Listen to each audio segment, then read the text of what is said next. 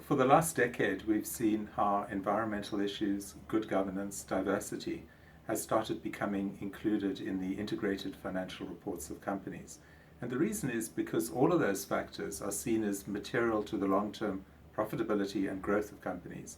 Health, however, has until recently been neglected. And generally, we only focus on occupational health and safety when we look at employee health.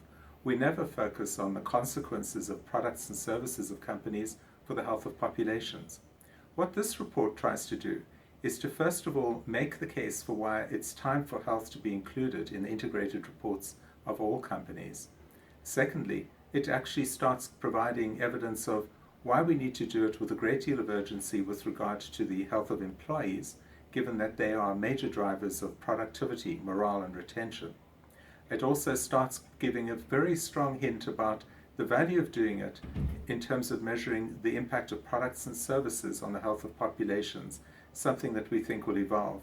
And in doing that, it expands the notion of the role of companies beyond pharmaceutical companies playing a role in health to include almost all sectors out there, whether they be food, beverage, tobacco, insurance companies, transport, and the like.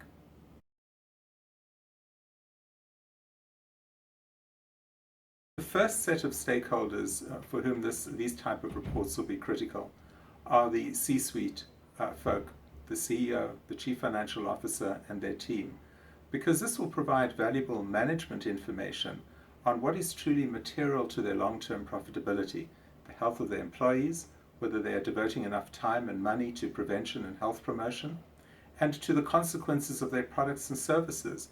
Are they minimizing the negative aspects on health? Are they maximizing the opportunities?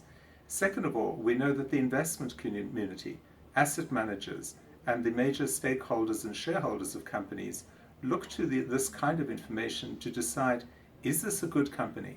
Is this a company I want to invest in for the long term? Is this a place where pension funds should actually place their bets if they actually want to see both growth that is healthy, profitable, and sustainable?